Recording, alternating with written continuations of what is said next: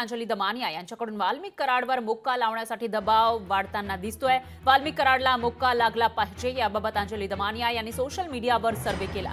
त्यामध्ये 88% जणांनी वाल्मिक कराडवर मुक्का लावण्याची मागणी केलेली आहे असा दावा अंजली दमानिया यांनी केलेला आहे। वाल्मिक कराड जो खंडणीमध्ये सध्या कस्टडीमध्ये आहे, मात्र त्याच्यावर संतोष देशमुख यांच्या हत्येचा गुन्हा दाखल करावा। मुक्का अंतर्गत कारवाई ज्या पद्धतीने इतर गुन्हेगारांवर होतीये तशीच कारवाई वाल्मिक कराडवर सुद्धा व्हावी अशी मागणी होत असतानाच आता सामाजिक कार्यकर्त्या अंजली दमानिया ज्यांनी यामध्ये आक्रमक भूमिका घेतलेली आहे या प्रकरणामध्ये, त्यांनी एक सर्व्हे केला होता। त्यातून नेमकं काय समोर आलंय तेही त्या सांगताना दिसतंय आणि याविषयी बोलण्यासाठी स्वतः अंजली दमानिया या आपल्यासोबत जोडल्या गेल्या आहेत। अंजली दमानिया जी, तुम्ही या प्रकरणामध्ये सुरुवातीपासूनच आक्रमक भूमिका घेताना दिसताय आणि आता वाल्मिक कराड खंडणीचा जो गुन्हा दाखल झालेला आहे त्याच्यावर आणि त्याच खंडणीमधून सरपंच जे होते मसाजोगचे त्यांची हत्या झाल्याचं म्हटलं जात आहे, तसे आरोप वारंवार होताना दिसत आहेत। आणि अशामध्ये आता तुम्ही वाल्मिक कराड विषयी एक सर्व्हे केल्याचं सांगितलेलं आहे, नेमकं कशा पद्धतीने हा सर्व्हे केला होता आणि त्याचा रिझल्ट काय आहे? कसं आहे की आपण आता जर ही आक्रमक भूमिका घेतली नाही, तर सामान्य माणसाला कधीही न्याय मिळणार नाही. आताची जी चालली आहे ना, ती लोकशाही कुठच्याही अँगलनी नाहीये. ती सरळ-सरळ राजकीय दडपशाही चाललेली आहे आणि याचसाठी आता आपल्या सगळ्यांना अ, अति शिस्तीशीर अशी आपल्याला भूमिका घ्यायला लागणार आहे. म्हणून मी काय केलं की सगळ्या ज्या फॅक्ट्स आहेत, त्या अनेक वेळा मी Twitterच्या माध्यमातनं पाठवत होते आणि तसाच एक पोल देखील मी गेले 2 दिवस केला आणि त्या पोलमध्ये 4073 असे मतं लोकांनी व्यक्त केली. 88% लोकं त्याच्यात असं म्हणतायत, की वाल्मिक कराडवर मोका हा लागलाच पाहिजे. त्यातली एक महत्त्वाची जी बाब आहे, ती मला मुद्दाम लोकांपर्यंत पोहोचवायची आहे, की हे संतोष देशमुख यांची जी निर्घृण हत्या झाली, हे काही एका दिवसाचं काम नव्हतं. तर हे मे महिन्यापासून शिंदे नावाचे अवादा कंपनीचे कर्मचारी हे वारंवार पोलिसांकडे तक्रार करत होते. त्यांची जी पी-सी-आर रिपोर्ट जो आपण वाचला, जो मी वाचल्यावर अतिशय धक्का बसला.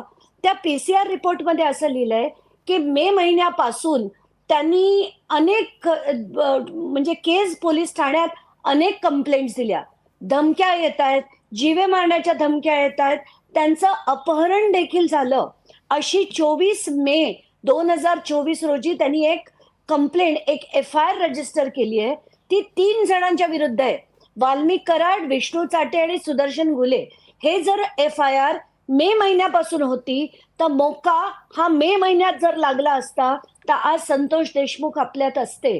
हे मे महिन्यापासून डिसेंबरपर्यंत कुठलीही कारवाई झाली नाही. अवादा कंपनीला वारंवार त्यांचा छळ केला गेला आणि त्यांच्या विरुद्ध लढणारे जे संतोष देशमुख होते, त्यांची इतकी निर्घृणपणे हत्या केली गेली. तर हे पोलिसांच्या दिरंगाईमुळे म्हणता येत नाही, हे त्याच्याच म्हणजे मला तर खरंच म्हणावंसं वाटतं, की ह्यांना सुद्धा यांच्यावर देखील एफ-आय-आर करून यांना ट्राय केलं पाहिजे. इतकी वाईट परिस्थिती आता पोलिसांची झालेली आहे.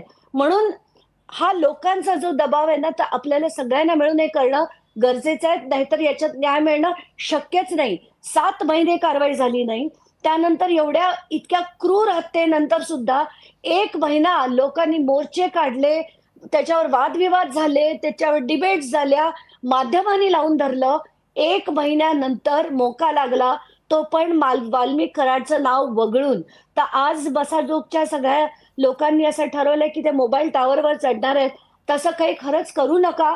आपण यांना कुठच्याही परिस्थितीत न्याय करायला भाग पाडू, अशी खरं तर भूमिका घ्यायला पाहिजे. पण मला असं वाटतंय, की आता मसाजोगचे लोकं सुद्धा आता खूप चिडलेत, कारण कारवाई होताना त्यांना देखील दिसत नाहीये. पण अंजली दमानियाजी, एक प्रश्न उपस्थित होतो। तुम्ही म्हणताय की मागे जेव्हा काही महिन्यांपूर्वी गुन्हा दाखल झालेला होता खंडणीचा, त्यावेळेला कारवाई केली असती तर कदाचित आज सरपंच देशमुख हे जिवंत असते। त्याच्यामुळे वाल्मिक कराड ज्यांच्यावर त्या खंडणीचा गुन्हा तर दाखल आहे, मात्र हत्येचा गुन्हा दाखल नाहीये आणि त्याचबरोबर मुक्का अंतर्गत जे इतर आरोपी आहेत त्यांच्यावर कारवाई होतीये, पण एवढा दबाव आहे, एवढी मागणी आहे, तरी सुद्धा त्यांच्यावर कारवाई होत नाहीये। मग याच्या मागे नेमकं काय कारण असू शकतं? काहीतरी कारण असेल ना, की एवढ्या सगळ्या आरोपींवर मुक्का अंतर्गत कारवाई होतीये किंवा त्यांच्यावर हत्येचा गुन्हा आहे, पण वाल्मिक कराडवर हत्येचा गुन्हा दाखल नाही. याला म्हणतात राजकीय दादागिरी. ही जी राजकीय दादागिरी चालली आहे ना बीडमध्येच नाही, ही सगळीकडे महाराष्ट्रात आता सुरू झाली आहे. पण बीडमध्ये प्रामुख्याने फार मोठ्या प्रमाणात आहे. म्हणजे वाल्मिक कराड त्याला हवं ते करतो, हवं तिथे दडपशाही करतो. त्यांचे गुंड, महागुंड हे प्रत्येक जिल्ह्यात, तिथे प्रत्येक तालुक्यात तिथे इतक्या मोठ्या प्रमाणावर दहशत आहे. का? कारण त्यांच्यावर धनंजय मुंडे यांचा वरदस्त आहे आणि धनंजय मुंडेंवर अजित पवारांचा आहे. आपण बघितलं धनंजय मुंडे हे भुजबळांना काय भेटले, अजित पवारांना काय भेटले, प्रफुल्ल पटेलला काय भेटले, मग लॉबिंग करायला अजित पवार इकडनं दिल्लीला देखील गेले. हे काय चाललंय? सामान्य माणसांनी जगूच नाही का? की तुम्ही याल, हवं तेव्हा चिरडून निघून जाल आणि राजकीय दबाव आहे म्हणून त्याच्यावर कारवाई होणार नाही, ही काही लोकशाही म्हणू तरी शकतो का आपण? तर हे जे सगळं बरदास्त प्रकरण आहे ना, हे जोपर्यंत कोलमडून पडत नाही ना, तोपर्यंत सामान्य माणसाला न्याय मिळणार नाही. तुमचा मुद्दा लक्षात आला आहे अंजली दमानियाजी, धन्यवाद तुम्ही दिलेल्या या प्रतिक्रियेसाठी. तर आता एकीकडे तुम्ही हा सर्व्हे केलेला आहे, मागणी करताय, तर दुसरीकडे धनंजय मुंडे हे आंदोलन करणार आहे. त्यामुळं याच्या नंतर आता पुढे नेमकं काय होतं? गुन्हा दाखल होतो का खुनाचा आणि मोक्का अंतर्गत कारवाई होते का वाल्मिक कराडवर, तेही बघावं लागेल.